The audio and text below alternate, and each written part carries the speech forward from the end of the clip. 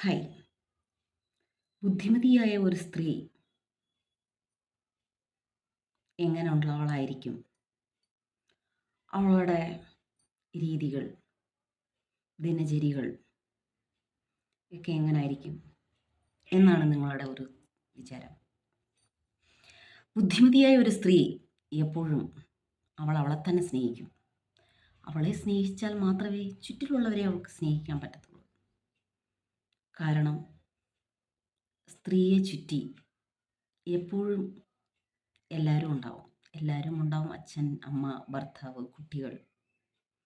ആ ഒരു വീട്ടിൽ സ്ത്രീക്കായിരിക്കും കൂടുതലൊരു മുൻഗണന. ആണുങ്ങളെ എപ്പോഴും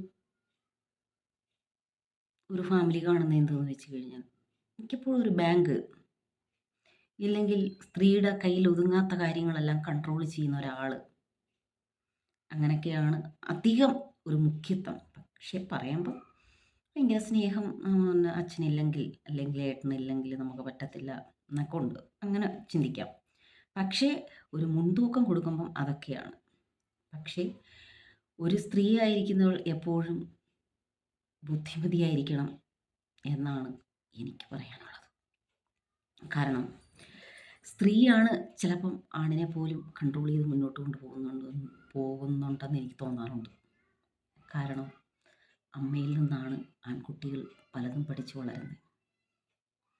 പറഞ്ഞു കേട്ടില്ലേ, അമ്മ വളർത്തുന്ന ഒരു കുട്ടി, ഒരു ചെക്കൻ, അവൻ വേറെ ഒരു വൃത്തികെട്ട രീതിയിലേക്ക് പോകത്തില്ലെന്ന്. അപ്പോൾ ഒരു സ്ത്രീ അവളെപ്പോഴും ബുദ്ധിയുള്ളായിരിക്കണം.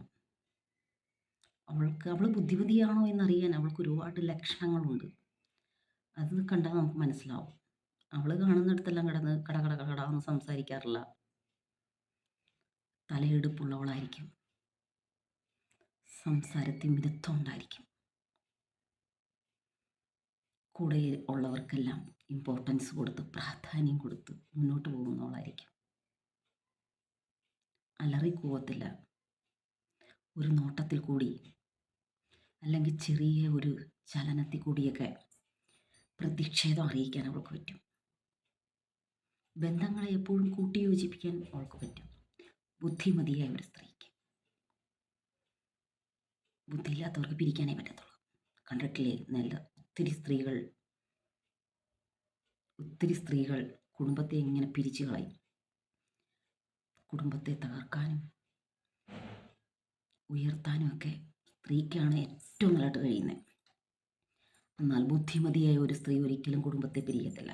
അവൾക്കറിയാം, എനിക്ക് ചുറ്റിനും ഇവരെ കൊണ്ടായാലേ എനിക്ക് ജീവിക്കാൻ പറ്റത്തുള്ളൂ എന്ന് വിചാരിക്കുന്ന ഒരു സ്ത്രീ. ചിലപ്പോൾ അവൾ ഒറ്റയ്ക്ക് നിൽക്കാൻ അവൾ ശ്രമിക്കും. നല്ലതല്ലാത്ത ബന്ധങ്ങൾ നമുക്ക് നല്ലതല്ല എന്ന് തോന്നിയ അവരെ ഒഴിവാക്കി ഒറ്റയ്ക്ക് നിൽക്കും. പക്ഷേ ബുദ്ധിമതിയായ ഒരു സ്ത്രീക്ക് ബന്ധങ്ങൾ നല്ലതല്ലതാവത്തില്ല. എല്ലാത്തിനും ഒരു അതിർ വരുമ്പോൾ വെച്ച് അവൾ മുന്നോട്ട് പോകത്തുള്ളൂ.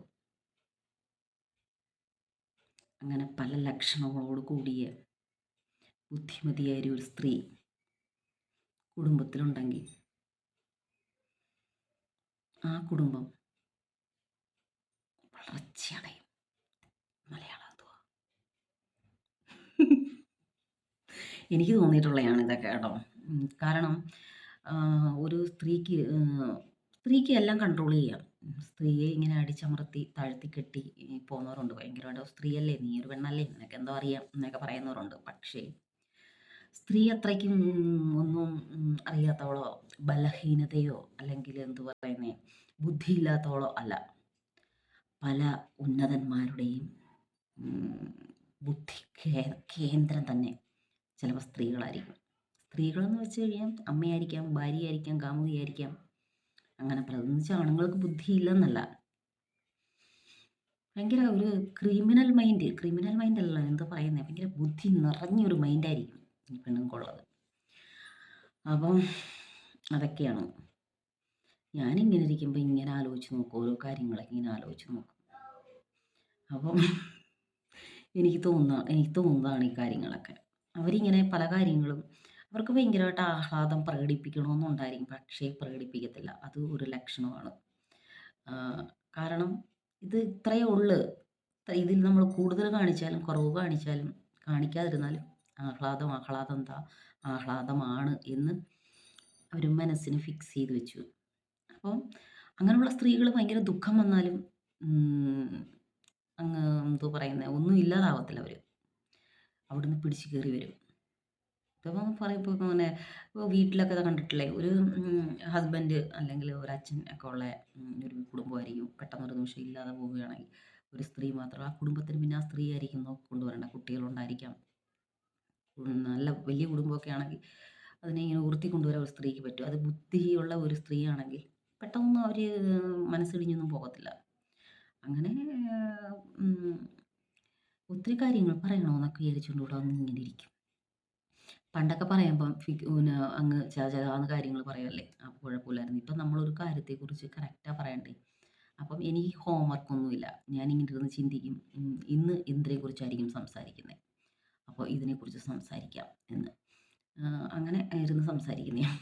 ഞാനിങ്ങനെ മേലോട്ട് നോക്കും. അവിടാണ് എൻ്റെ മനസ്സ്. ഞാൻ ആ മനസ്സിനെ ഇങ്ങനെ വായിച്ചെടുക്കുക. എന്തുണ്ട്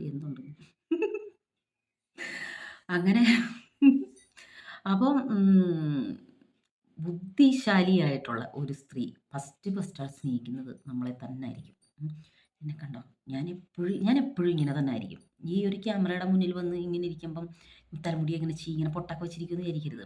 ഈ പൊട്ട് ചിലപ്പോൾ 2 ആഴ്ച 3 ആഴ്ചയുള്ള പൊട്ടുകളായിരിക്കും. അപ്പം ഇതിവിടെ പറയേണ്ട കാര്യമില്ല. എന്നാലും ഞാൻ പറയുകയാണ്. കാരണം നമ്മൾ നോക്കുമ്പോൾ ഇപ്പം എനിക്ക് ഇങ്ങനെ നോക്കുമ്പം നമുക്കൊരു ഇതില്ലേ എന്തോ കോൺഫിഡൻസ് കൊള്ളാം കുഴപ്പമില്ല എന്ന്. അപ്പോൾ അത് നമുക്ക് തോന്നിയാലേ പിന്നുള്ളതെല്ലാം നമ്മുടെ ചുറ്റിലുള്ള നമ്മുടെ കുട്ടികളായാലും ഹസ്ബൻഡായാലും നമ്മുടെ വീടായാലും കൊള്ളാം ഈ രീതിയിലാക്കണം ആ രീതിയിലാക്കണം അങ്ങനെ ആക്കണം ഇങ്ങനെ ആക്കണം എന്നുള്ളൊരു ചിന്ത നമ്മളിൽ വന്ന് നിറയും. അത് മാത്രം മതി. പിന്നെ എല്ലാം കറക്റ്റായിരിക്കും. കറക്റ്റാണ്. അതുകൊണ്ടാണ് പറയുന്നത്. വിഷയം ഭയങ്കര ബുദ്ധിശാലിയൊന്നുമല്ല. എന്നാലും എല്ലാ കാര്യങ്ങളും ഞാൻ കറക്റ്റായി കൊണ്ടുപോകുന്നുണ്ടെന്നാണ് എനിക്ക് തോന്നിയിട്ടുള്ളത്. അപ്പം പക്ഷേ ഞാൻ ഭയങ്കര വായാടിയാണ്. അങ്ങനെ പല കാര്യങ്ങളും ഉണ്ട്. ഇന്ന് ഇത്രയൊക്കെ മതിയല്ലേ. എന്തെങ്കിലുമൊക്കെ പറയണമെന്ന് വിചാരിച്ചു. വേറൊരു കാര്യം